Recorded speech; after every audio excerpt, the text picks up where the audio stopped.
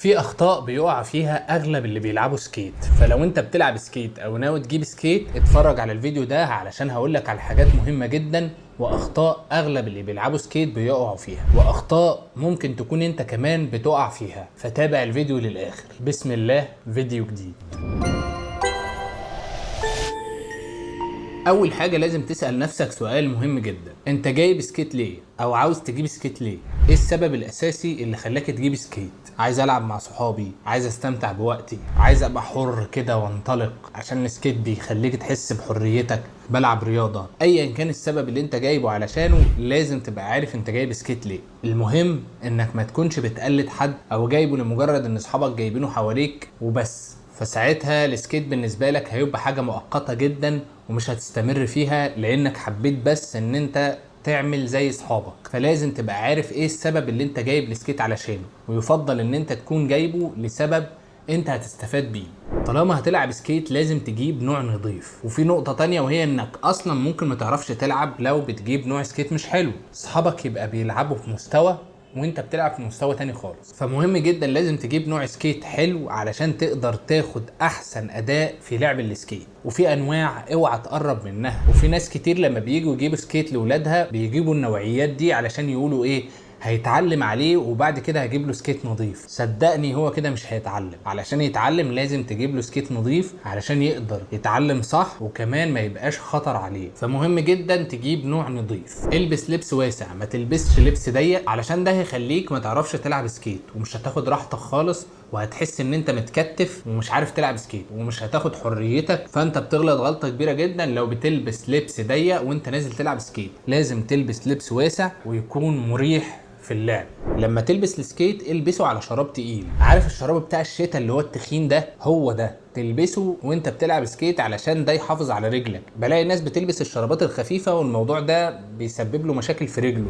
فلازم تلبس شراب تقيل علشان يحمي رجلك من الضغط اللي عليه. السكيت بيضغط على رجلك، فعلشان تحافظ على رجلك لازم تلبس حاجة تقيلة تمنع الضغط ده. ودي حاجة لو ما عملتهاش بتفصلك وانت بتلعب سكيت، بتحس ان في حاجة مضايقاك. ما تلبسش سكيت ضيق عليك، ما تلبسش سكيت مش مقاسك، ما تلعبش سكيت وانت تاني صوابعك كده ولابس السكيت يا دوبك داخل في رجلك بالعافية ومضيق عليه. ولما تيجي تجيب سكيت هات سكيت مقاسك. وده من اهم الحاجات اللي تاخد بالك منها وانت بتجيب سكيت، موضوع المقاس يا جماعة، علشان ما تجيبش حاجة تخنقك طول ما انت بتلعب وتسبب لك مشاكل في رجلك. فخد بالك من موضوع المقاس، ضروري جدا. قبل ما تجيب سكيت بص حواليك، هل في مكان مناسب في المنطقة اللي انت فيها تلعبوا فيه سكيت؟ ده سؤال مهم جدا لازم انت اللي تجاوب عليه. يعني بص كده حواليك في المنطقة اللي انت فيها، هل في مكان مناسب لما تحب تنزل تلعب سكيت هتنزل تلعب بسهولة، ولا اللي بيلعبوا سكيت بينزلوا يلعبوا على الاسفلت؟ الاسفلت مش معمول للسكيت، فبلاش تنزل تلعب سكيت على الاسفلت.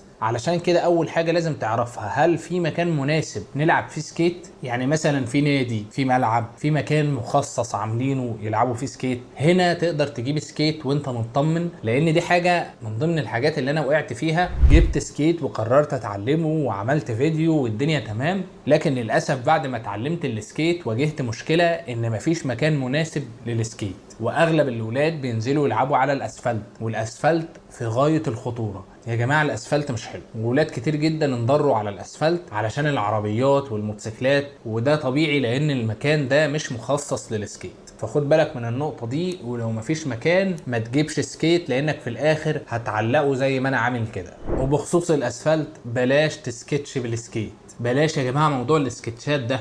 السكتشات دي انا شايف ان هي بتعرضك للخطر فوق ما تتخيل. يعني ايه المتعة في ان انت بتبقى بتعمل حاجة وانت ممكن في ثانية تروح؟ ايه المتعة في ان انا ابقى بلعب لعبة وممكن في ثانية حياتي تروح او اتبهدل او يحصل لي اعاقه او يحصل لي اي حاجه؟ الموضوع شبه ان انا بنط من جبل لابس الباراشوت، بس في احتمال 50% الباراشوت يفتح و50% الباراشوت مش يفتح. ايه المتعه في كده؟ يعني فاهم انت الفكره؟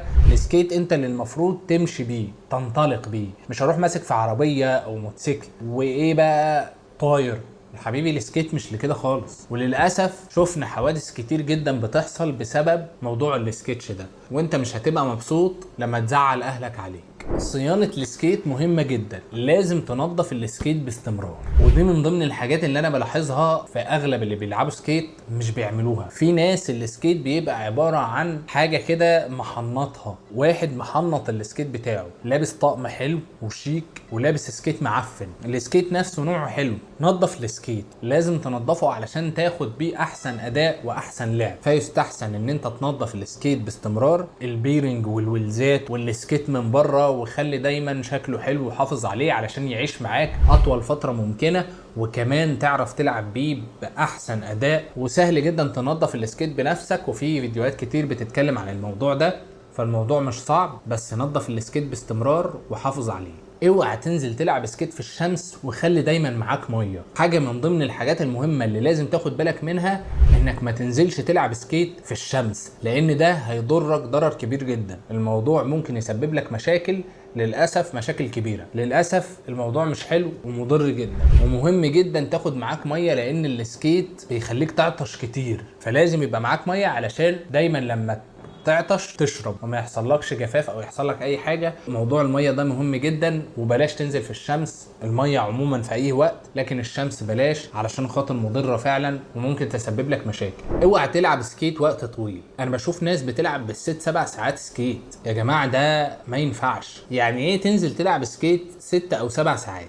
انا مش فاهم. انت عمرك شفت واحد ينزل يلعب كوره حجز 6 7 ساعات؟ عمرك شفت واحد راح الجيم يتمرن 7 8 ساعات؟ انت نازل تلعب سكيت، العب وقت محدد. انت لما تنزل تلعب سكيت الوقت الكبير ده وانت لابس السكيت وخانق على رجلك وضاغط على رجلك وعمال ما شاء الله تلعب وانت مش واخد بالك ان انت بتبهدل نفسك. السكيت يا جماعه ليه حدود زيه زي اي لعبه تانية، بالذات اللي بيبقى لسه جايب السكيت جديد بيبقى عايز يلعب بالسكيت 24 ساعه. خدوا بالكم من الموضوع ده، وبلاش تلعب سكيت وقت طويل. وانا ما اتكلمتش عن الناس اللي بتنزل تلعب سكيت من 4 العصر ل 3 الفجر. اخر نقطه واهم نقطه، بلاش تبيع السكيت. ايوه، بلاش تبيع السكيت. اغلب اللي بيجيبوا سكيت بيجيب سكيت علشان متحمس يلعب، وبعد ما يجيب السكيت وينزل يلعب يوم في التاني واسبوع في التاني يزهق، فيقول خلاص انا مش عايز العب سكيت، ويروح مصور السكيت ويقول يا جماعه يلا للبيع. انت بتعمل ايه؟ انت زهقت من السكيت، اركنه علقه زي ما انا عامل كده، انما ما تبيعوش. ليه؟ لان انت في المرحله دي زهقت من السكيت فتره مؤقته. السكيت رياضه ممتعه، فانت ما تفكرش تضحي بالسكيت لمجرد انك زهقت منه. انت زهقت، مليت، اركن السكيت، ووقت ما تحس انك حابب تنزل بالسكيت هاته وانزل والعب براحتك. في ناس كتير بتعمل الحركه دي، بعد ما يزهق من السكيت يبيعه، وبعد اسبوعين 3 او شهر او ايا كان المده يقول يا اخي انا نفسي العب سكيت. طب بعته ليه؟ هي كانت لحظه ملل، لحظه زهق. فاوعى تبيع السكيت، واوعى تضحي بالحاجه اللي انت بتحبها لمجرد انك زهقت منها شويه. فاوعى تبيع السكيت. ان شاء الله هعمل فيديو عن اخطاء السكيت في اللعب نفسه، يعني وانت بتلعب في اخطاء بتحصل للناس وهي بتلعب سكيت. فلو انت مهتم بمحتوى السكيت اعمل لايك واكتب تعليق واشترك في القناة علشان تتفرج على الفيديوهات اللي جاية ان شاء الله. وفي نهاية الفيديو ما تنساش الاشتراك واللايك والشير. سلام.